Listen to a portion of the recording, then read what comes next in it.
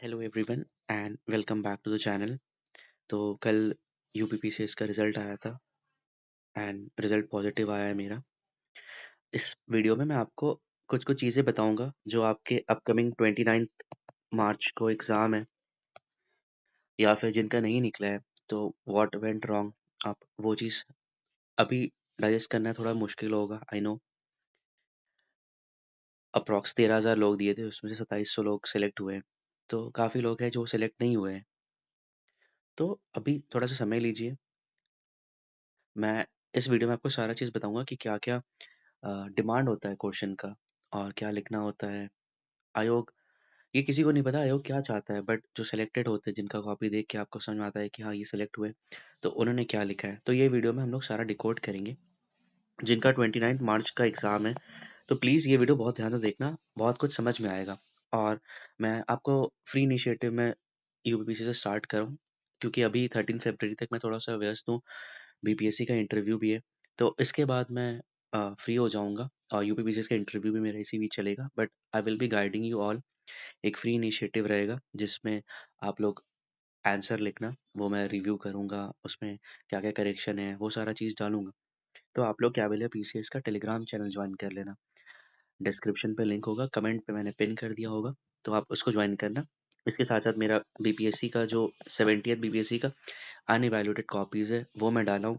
Mock जो भी मैंने दिया था, उसका पेपर मैं डाला हूँ, तो आप उससे देख सकते हो कैसा आपको लिखना है। तो स्टार्ट करते हैं। ये यूपीपीसीएस का जो रिज़ल्ट था ना, तो इसमें क्या-क्या फैक्टर है जो मदद करता है आपका रिज़ल्ट होने में। जहाँ तक मुझे लगता है, मेरे काफ़ी दोस्त थे जिन्होंने यूपीएससी का इंटरव्यू दिया था, या फिर जो ऑलरेडी सिलेक्टेड है, या फिर जिनका अच्छा था, स्टिल दे कुडन्ट क्वालीफाई। तो कुछ-कुछ फैक्टर है जो आपको देखना है। पहला फैक्टर जो है वो है हिंदी। आपको हिंदी में कमांड होना चाहिए। हिंदी में आपका विलोम वाला पार्ट हो गया, मुहावरा वाला पार्ट हो गया, पत्र लेखन हो गया, ये सब बाय हार्ट आपको याद होना चाहिए। ये पीवाईक्यू रिपीट होता है। आरओ का आपको लगाना पड़ेगा। आपको लेटर प्रैक्टिस करना पड़ेगा, उसका फॉर्मेट एकदम एज़ इट इज़ फॉर्मेट आपको देखना है। परिपत्र हो गया, ये सारा आपको देखना पड़ेगा। हिंदी मेजर है। अब जो इंग्लिश मीडियम के बच्चे होते हैं ना, उनका हिंदी उतना स्ट्रॉन्ग नहीं होता है। अब वो सोचते हैं कि जैसे ऑप्शनल, जैसे यूपीएससी हो गया या बीपीएससी में होता है, हिंदी बस क्वालिफाइंग नेचर का होता है। लेकिन यहाँ पे मैटर करता है, 150 नंबर का होता है if I am not wrong. इसमें जनरली 80 से 90 स्कोर कर पाते हैं इंग्लिश वाले। हिंदी वालों का अच्छा आता है, 100 प्लस ही आता है। तो ये अगर आपका इंग्लिश में स्कोर आ रहा है तो वेरी गुड। बहुत लोग का 60-70 के रेंज में आता है। अब ये वाला रेंज में आएगा तो it becomes very difficult for you to qualify. आपको इस रेंज में लाना है। मैंने इसके लिए क्या किया था, मैं अपना सोर्स बताता हूँ। मैंने घटना चक्र का पूर्वालोकन पूरा पढ़ा था। जो घटना चक्र का पूर्वालोकन आता है ना हिंदी का, उसमें सब कुछ था, R O A R O. अब जहाँ पे मैं रहता था वहाँ पे मिल नहीं रहा था, तो मेरा एक फ्रेंड है, बनारस में रहता है, तो उसने मुझे वो कोरियर किया था वहाँ से। तो ये किताब मुझे बहुत काम आया था। इसके अलावा लेटर का फॉर्मेट टेलीग्राम ग्रुप पे बहुत सारा मिल गया था। मैं जो टेलीग्राम ग्रुप बनाऊँगा, आप प्लीज़ उसको जॉइन कर लेना। वहाँ पे मैं ये सारा भेजूँगा और आपको उसको हर दिन प्रैक्टिस करना है, ठीक है? ये रहा आपका लेटर वाला पार्ट। फिर गद्यांश आता है, तो गद्यांश ईज़ी पार्ट होता है, गद्यांश में इतना मुश्किल नहीं होता है। तो ये वाला पार्ट है। सबसे इम्पोर्टेंट आपको हिंदी को अच्छे से करना और हिंदी में मैक्सिमाइज़ करना है। 80 टू 90 इससे ऊपर भी ला सकते हो, ठीक है? ये स्वीट स्पॉट है, मतलब 80 टू 90 भी आ रहा है, ज़्यादा अगर नहीं पढ़े हो तब भी it is a very good score. But हाँ, देयर इज़ अ चांस आप इसको इम्प्रूव कर सकते हो, इसको 95-96 ले जा सकते हो, इवन 100 तक भी आ सकता है। तो ये वाला रहा हिंदी का बात। हिंदी में आपको करना है, एफर्ट्स डालना है। जिनका नहीं निकला होगा एक बार आप बताना मुझे, क्या हिंदी आपने बहुत अच्छे से किया था? आपको मुहावरा जो विलोम हो गया, पर्यायवाची हो गया, सारा आपने किया था? ठीक है, इसमें देखो कहीं-कहीं लूपहोल होता है, सबके में होता है लूपहोल। मैं ये नहीं कह रहा हूँ कि अगर मेरा निकला है तो मैं बहुत ज़्यादा होशियार हूँ या फिर नहीं हूँ। कुछ-कुछ फैक्टर होगा, कुछ-कुछ लक सबसे बड़ा इम्पोर्टेंट फैक्टर है, वो वर्क किया होगा। कोई एक मुहावरा जो मैंने कभी पढ़ा होगा वो क्लिक कर गया होगा, तो 1-2 सवाल का अंतर होता है, ऐसा बहुत ज़्यादा इसमें नहीं होता है। अब आते हैं एस्से में आते हैं। एस्से 150 नंबर का होता है, 3 एस्से होता है, शायद होना चाहिए एस्से का। देखो ये है एस्से का, 3 एस्से रहता है यहाँ पे, 3 ऐसे यहाँ पे और 3 ऐसे यहाँ पे। 9 ऐसे में आपको 3 ऐसे लिखना है। तो यहाँ पे ना थीम्स इनका फिक्स रहता है। ये जो थीम्स है ना, ये इनका फिक्स रहता है, ये इसी थीम के अकॉर्डिंग वो पूछते हैं। जैसे ह्यूमन वैल्यूज एंड लिटरेचर, तो लिटरेचर से ये पीवाईक्यू आप देखोगे ना, कई दफा सवाल आया। अब ये इंपॉर्टेंट हो जाता है लिटरेचर। अब लिटरेचर में आपको जनरली क्या देखा जाता है ना, यहाँ पे आपके जो हिंदी वाले हो गए, उन लोग को यहाँ पे बेनिफिट मिलता है, क्योंकि उनके पास रामधारी सिंह दिनकर का हो गया, है ना, बहुत सारे कवि होते हैं, उनका वो लोग एज इट इज लिख देते हैं। अब इंग्लिश मीडियम वालों को वो दिक्कत होता है, क्योंकि वो यहाँ पे लिख नहीं पाते, उनके पास उतना कंटेंट नहीं हो पाता है। तो generally there is a perception for English medium student not to attempt this question, क्योंकि यहाँ पे ना आपके पास जो भी लिटरेचर का स्रोत रहेगा, मैक्सिमम आपके पास इंग्लिश वाला रहेगा। ठीक है, रामधारी सिंह दिनकर का है, रोमन में आपको लिखना है। ठीक है, हरिवंश राय बच्चन जी का है, सुमित्रा नंदन पंत का है, कुछ कुछ का आप लिख सकते हो। बट जो हिंदी वाले होते हैं उनके पास बहुत सारा होता है। जैसे मैंने इसमें ये किया था, impact of youth participation in nation building. Youth का पार्टिसिपेशन नेशन बिल्डिंग में कैसे है, आपको बार बार ये चीज दिखाना है कि यूथ पार्टिसिपेशन नेशन बिल्डिंग में कैसे हो रहा है। कई लोग होंगे सिर्फ यूथ पार्टिसिपेशन बताए होंगे, नेशन बिल्डिंग बताए होंगे। सवाल पूरा पढ़ना, इम्पैक्ट ऑफ, इम्पैक्ट क्या होगा, यूथ अगर पार्टिसिपेट करेगा तो नेशन बिल्डिंग में कैसे पार्टिसिपेट करेगा। अब यहाँ पे आपका कीवर्ड्स आना चाहिए, डेमोग्राफिक डिविडेंड कीवर्ड आना चाहिए, यूथ के लिए प्रधानमंत्री कौशल विकास योजना। अब वो सारा चीज आपको करना है ना। आप मेरा 70 बीपीएससी का कॉपी देखना, उसमें ऐसे, इसमें तो खैर कम ऐसे लिखना होता है, बट आप उसमें देखना कैसे स्ट्रक्चरिंग करना होता है, आपको सवाल पूछना है, आंसर देना है। क्योंकि एस्से वाला पार्ट ऐसा है ना, 50 नंबर का एक एस्से है, ये आपका डिसाइडर हो सकता है अगर आपने अच्छे से लिखा है, आपने अच्छा स्ट्रक्चरिंग दिया है, और बहुत सारा कोट्स लिखा है, और बहुत सारा अच्छे से आंसर को जस्टिफाई किया है, तो इसमें आपका नंबर मिलेगा। और ये ऐसे सबका अच्छा नहीं होता है। फिर artificial intelligence, possibilities and challenges, startup the future of India, technological. अब ये वाला पार्ट आप देख रहे हो, आपका जो साइंस एंड टेक्नोलॉजी वाला पार्ट है, जीएस पेपर 3, तो उससे रिलेटेड है, क्योंकि आपने पढ़ा है आर्टिफिशियल इंटेलिजेंस, आपने पढ़ा है पॉसिबिलिटी क्या क्या है, चैलेंजेस क्या है, स्टार्टअप। अब आर्टिफिशियल इंटेलिजेंस पूछे, अगले बार फिर पूछ सकते हैं, क्वांटम टेक्नोलॉजी पूछ सकते हैं, नैनो टेक्नोलॉजी पूछ सकते हैं।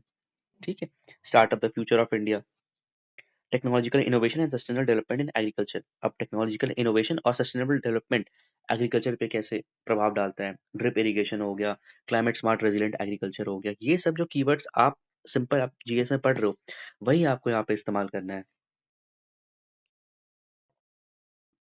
समझ में आया आपका। पहला दिन आपका रहेगा, शायद हिंदी पहले होता है या इससे सेकेंड हाफ में होता है। ठीक है, देखो बहुत ही एग्जॉस्टिव एग्जाम होता है।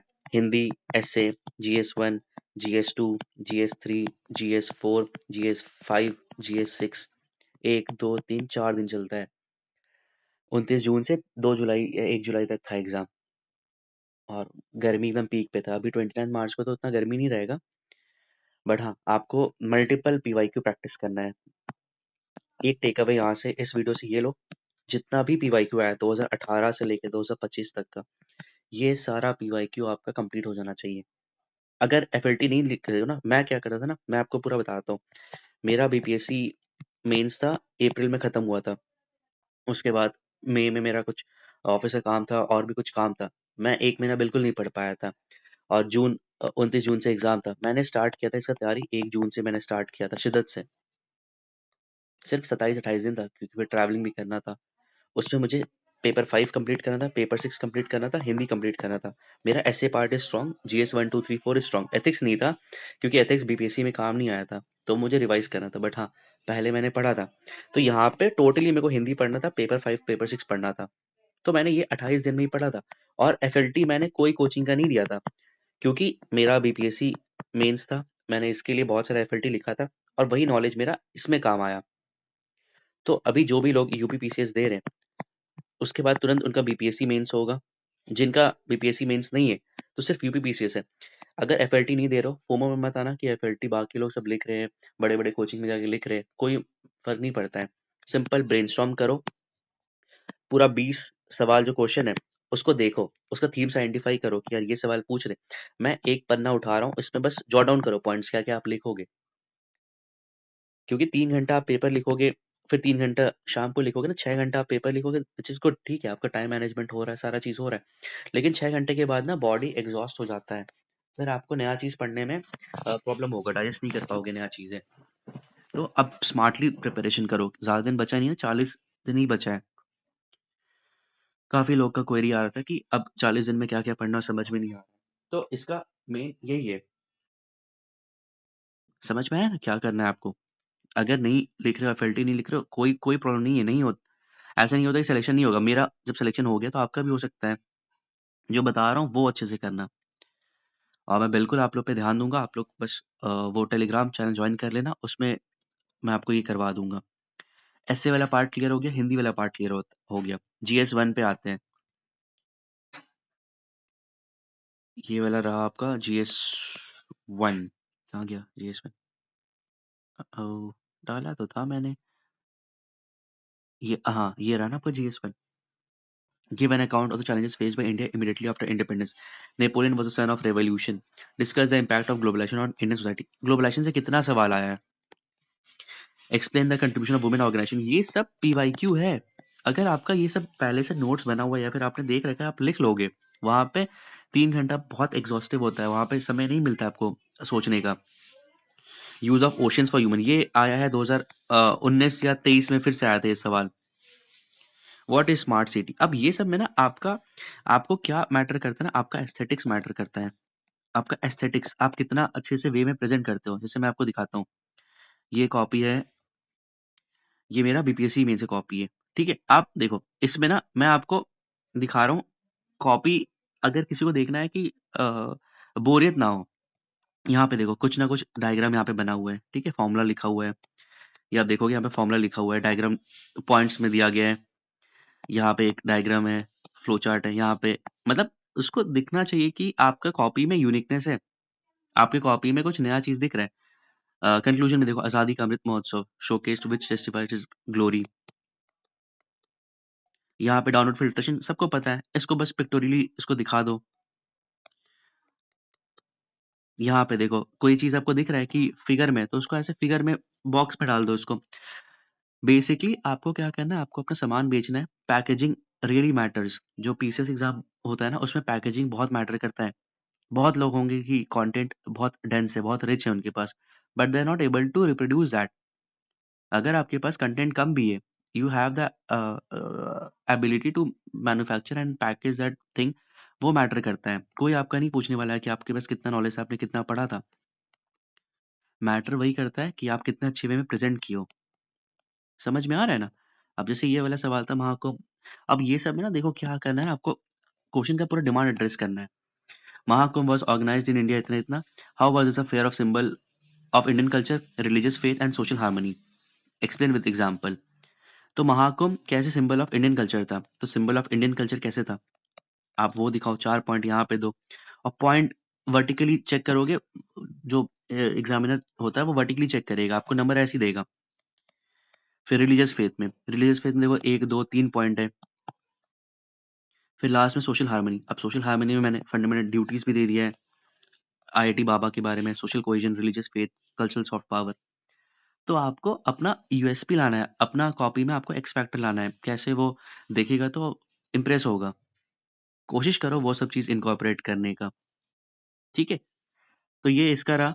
इसमें आगे बढ़ते हैं। ये जीएस 1 का रहा। जीएस 1 में देखो causes and consequences of poverty. Indian society is known for its uniqueness and cultural diversity.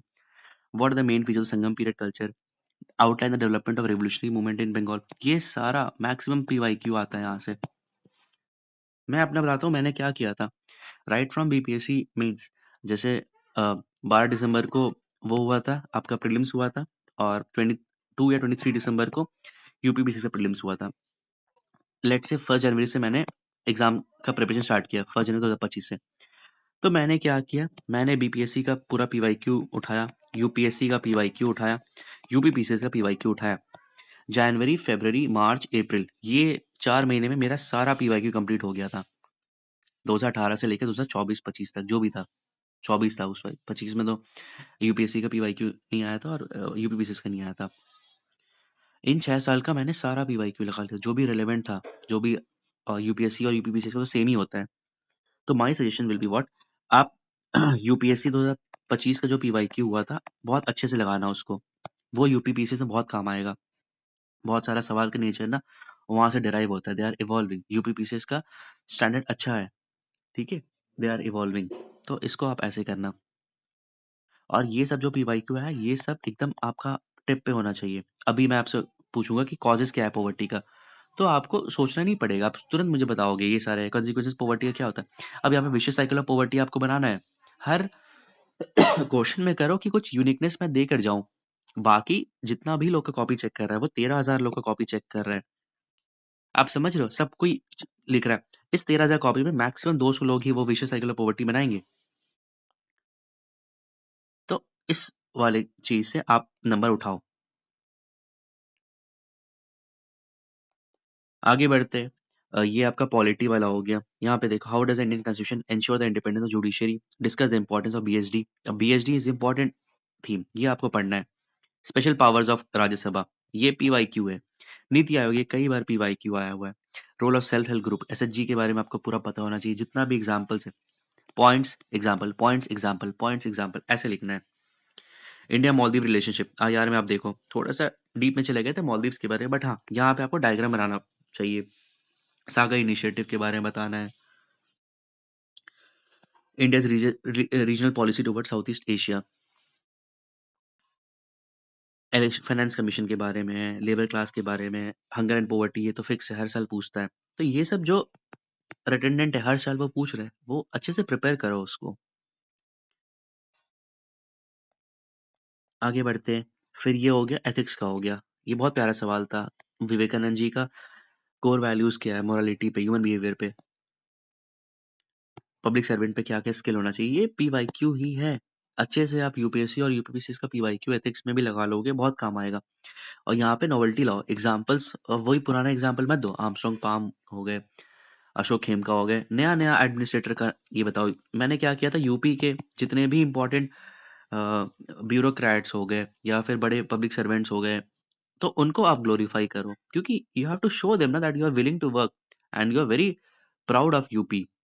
Same goes with Bihar का, अगर आप दे रहे हो तो just glorify all those unsung heroes also. सिर्फ सबको पता आर्मस्ट्रांग पाम, 13,000 लोग में सब ने एक ना एक जगह आर्मस्ट्रांग पाम के बारे में लिखना है। एथिक्स में रिडंडेंट होगा, घर से लेके जाओ 50-60 नया नया एग्जाम्पल्स लेकर जाओ।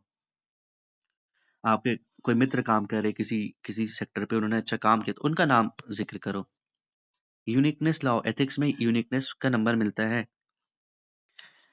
सेम सवाल आएगा, मोरालिटी पे आएगा, एथिक्स पे आएगा। अब यहाँ पे क्या होता है, यहाँ पे मैटर करता है आपका प्रेजेंटेशन। यहाँ पे आप कितना एस्थेटिकली वे में, अच्छा वे में दिखा रहे हो, एग्जाम्पल्स अच्छा दे रहे हो, नया नया एग्जाम्पल्स दे रहे हो, तब उस पे नंबर मिलेगा। फिर ये केस स्टडी हो गया, केस स्टडी एक या दो आता है, उसको फ्रेम करो। ये सब मैं करवा दूंगा आप लोगों को। ये डिजिटल अरेस्ट पे सवाल आ गया। अब यहाँ पे देखो तोड़ा गया है इसको। व्हाट इज डिजिटल अरेस्ट, पहला है what are the states affected by problems of arrest in India. Second part है mention the effective measures taken by the government. 3 part में एड्रेस किया गया है, जबकि ये 10 मार्कर का है, तो इसको ऐसे एड्रेस करो। सब हेडिंग में तोड़ो और 4 पॉइंट 3 पॉइंट जितना हो रहा है सब में दो। मैंने एक थंब रूल बना के रखा था कि अ, 10 मार्कर का है और एक 12 मार्कर का है। 10 मार्कर में एनी 8 से लेके 10 पॉइंट मेरे को देना है। 12 मार्कर में 9 से लेके 11 या 12 पॉइंट मेरे को देना है। तो ये धीरे-धीरे आएगा। जितना ज़्यादा आप पीवाईक्यू देखोगे, रटोगे, रिकॉल करोगे, तभी जाके ये आएगा। ये ओवरनाइट नहीं आने वाला है।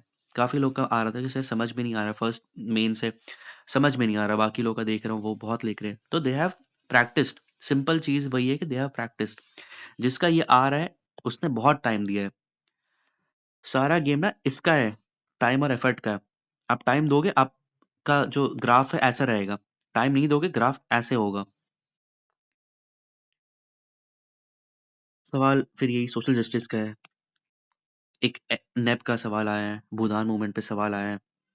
तो सजेशन क्या है, पूरा जीएस 1 से लेके जीएस 4 तक, इवन एसए 5 6, सारा चीज पूरा पीवाईक्यू कंप्लीट करो। 2018 से लेके 2025 तक का पूरा पीवाईक्यू कंप्लीट करो। ये कंप्लीट हो गया, उसके बाद then go for any coaching institute का मॉक वगैरह। मॉक का स्कोर से कभी मत होना। कई लोग थे जिनका मॉक में बहुत बढ़िया स्कोर दे रहे थे, वो 100 प्लस कितने लोग का आ रहा था, but still they have not qualified. तो कोई मैटर नहीं करता आप मॉक दो ना दो, आपका बेसिक हाइजीन फैक्टर क्या है? पीवाईक्यू, यूपीपीसीएस का, यूपीएससी का, बीपीएससी का, ये पीवाईक्यू आपको कंप्लीट करना है। अभी रिसेंट में हरियाणा पीसीएस का मेंस हुआ है, उसका पीवाईक्यू देखो कि सवाल क्या पूछ रहे, सिलेक्शन उससे ही होगा। पीवाईक्यू प्रैक्टिस करो, अभी करो, फिर उसके बाद अपना टाइम सिमुलेटर टेस्ट देना, ठीक है? तो बट इतना हावी मत होने देना कि एफएलटी नहीं दे रहा हूँ तो नहीं होगा सिलेक्शन, हो जाता है सिलेक्शन। और एसए का तो मैंने बता ही दिया। तो मेजर टेक अवेज, मैं पर्सनली अगर मुझसे पूछा जाए कि मेजर टेक अवेज क्या है जो रिजल्ट पॉजिटिव आने का, मेरा फर्स्ट टेक अवे वॉज, क्योंकि मैंने बीपीएससी का मेंस देकर आया था, फ्रेश नॉलेज था, एक कॉन्फिडेंस था कि यार मेंस बीपीएससी का दे चुका हूँ। तो बीपीएससी का मेंस यूपीपीसीएस के कंपैरिजन में कुछ नहीं है। जहाँ पे 8 पेपर देना होता है यूपीपीसीएस में, यहाँ पे केवल 3 पेपर है, उसमें भी गैप रहता है। बट स्टिल एक साइकोलॉजिकल एक साइकी में रहता है कि हाँ, एक मेंस देकर आया हूँ तो। और मैंने यूपीपीसीएस के लिए, क्योंकि मैं जहाँ रहता हूँ बहुत दूर है उत्तर प्रदेश से, यहाँ पे मैंने एक भी मॉक नहीं दिया था। एफएलटी शायद कोई हिंदी का दिया था या एसए का दिया था, जहाँ तक मुझे याद है। अच्छा, एथिक्स का दिया था, हिंदी का दिया था, एसए का तो नहीं दिया था। ये 2 ठो के शायद मैंने दिया था, और बाकी मैंने नहीं दिया था। काफ़ी कोचिंग वाले मेरे दोस्त लोग थे, जिन लोग ने भेजा था मुझे, बट मैंने नहीं दिया था, मैंने बस ब्रेनस्टॉर्म किया था। मैंने क्या मेजर टेकअवे जो आप ले सकते हो मेरे से, वो था मैंने पीवाईक्यू बहुत शिद्दत से प्रैक्टिस किया था। 2018 से लेके 2025 तक का, 24 तक का, ये मैंने प्रिंट आउट करा के रख लिया था। जितने भी क्वेश्चन आए थे, यूपीएससी का पीवाईक्यू मैंने बहुत अच्छे से प्रैक्टिस किया था, और बीपीएससी का मैंने प्रैक्टिस किया था। इसके अलावा डिसाइडिंग फैक्टर क्या था? हिंदी, क्योंकि हिंदी उतना बेहतर नहीं था मेरा, तो हिंदी में मैंने बहुत टाइम दिया था। इसको मैंने बहुत अच्छे से पढ़ा था। घटना चक्र पूर्वालोकन से मैंने पूरा पीवाईक्यू सॉल्व किया था, और भी जो भी सोर्स था, यूट्यूब पे कोई कोई लेक्चर्स देखा था। तो ये सारा चीज़ था। और ऐसे तो खैर ठीक है, बेहतर है मेरा, उसके लिए मैंने ज़्यादा एफर्ट्स नहीं डाला था, बट ये इस चीज़ से मैंने किया था। तो ये आप टेक अवे लेना, आप टेलीग्राम चैनल ज्वाइन कर लो, वहाँ पे मैं आप लोग को गाइड करूँगा, ये सारा चीज़ बताऊँगा कैसे क्या करना है, शेड्यूल दूँगा, आपका अकाउंटेबिलिटी पैरामीटर रहेगा, तो ये सारा चीज़ रहेगा। जस्ट मेक श्योर 29 मार्च से आप एकदम रेडी हो अच्छे से आप दो। जिनका निकला है, वेरी गुड, ठीक है? आप इंटरव्यू की तैयारी करो, जिसका नहीं निकला है, जस्ट फोकस, कोशिश करो, थोड़ा दिन, 1-2 दिन का ब्रेक लो, फोकस करो कि क्या-क्या है जो मेरे में लैग कर रहा था, क्योंकि आई होप सबको पता होगा ना कि क्या है। You have to be very vocal into this. आप अपने आप को अंदर झाँक के देखो कि यार कुछ ना कुछ तो खामियाँ रहा होगा ना। अगर 13,000 लोग दिए, 2700 लोग सिलेक्ट हुए, तो ठीक है ना, 2700 लोग आपको डिस्प्लेस किए, इसका मतलब इन पे कैपेबिलिटी था। अब डोंट ब्लेम ऑन सिस्टम या फिर चेकिंग ठीक नहीं हुआ, ये चीज़ ठीक नहीं हुई, ये चलते रहता है। ये आपको कभी बड़ा होने में नहीं देगा। मुझे ये पता है ना, मैं सेलेक्ट हुआ, लेकिन कुछ-कुछ आंसर होगा मेरा जो नहीं अच्छा फ्रेम किया गया है, and that is the thing. ये रिलेटिव कॉम्पिटिशन है, ये मैथ्स नहीं है कि आपका यही सवाल सही होगा। सामने वाले को पसंद आया कि नहीं आया वो मैटर करता है। उसको अगर पसंद आ गया, कई सवाल होता है कि मैं जैसे कॉपी चेक करता हूँ, मुझे ये चीज़ पसंद नहीं आता, लेकिन दूसरा जो इवैल्यूएटर होता है उसको पसंद आता है। तो ये तो माइंडसेट का खेल है ना। आपका सिंपल होना चाहिए, बेसिक हाइजीन फैक्टर जो होता है, वो आप फुलफिल करो। पन्ना पूरा भरो, 8-10 मार्कर हैं, 8-10 मार्कर का जो क्वेश्चन है उसमें 8 से 10 पॉइंट दो, 12 मार्कर का है, 9 से लेके 11 पॉइंट दो। हर क्वेश्चन में कोशिश करो कि फ्लो चार्ट कुछ बनाए, कुछ डायग्राम दे, कुछ फॉर्मूला दे। ये सब यूनिकनेस है। गॉन आर दोज डेज जब 2018-17 में बस पैराग्राफ में लिखते थे, नंबर मिलता था। अब नहीं होता ना, एवॉल्व कर रहा है। यूपीएससी एवॉल्व कर रहा है, यूपीपीसी से एवॉल्व कर रहा है, नया-नया लोग आ रहे हैं, सिलेक्शन वो लोग ऐसे कर रहे हैं। और उनके कॉपी देख के दूसरा कॉपी देखेगा तो वो नंबर नहीं देगा। तो ये सारा चीज़ था, जो मुझे लगता है पर्सनली, मैं कोई बहुत ज्ञानी नहीं हूँ, जस्ट व्हाट आई फेल्ट कि मेरा रिजल्ट होने का कारण ये था, तो मैं आपको ये बता रहा हूँ। अगर आपको इसमें से कुछ लग रहा है तो प्लीज़ कैरी फॉरवर्ड करना, क्योंकि ये काम आएगा। और इसी साथ हमारे साथ मेरे 2-3 और दोस्त हैं जिनका निकला है, तो we will be guiding you all. आप लोग टेलीग्राम चैनल ज्वाइन कर लो, कैवलिया पीसीएस का। और उसके बाद मैं एक सेपरेट यूपीपीसीएस जो मेंस देने वाले हैं, उन लोग के लिए मैं एक ग्रुप बनाऊँगा, that will be a free initiative, उसमें मैं आपको गाइडेंस दूँगा। तो आप लोग ये चीज़ कर लेना। ठीक है? चलिए, ठीक है गाइज़, फिर आप लोग अच्छे से करिए और आप लोग टेलीग्राम चैनल जॉइन कर लेना और कोई भी क्वेरी होगा तो आप मुझसे पूछ लेना।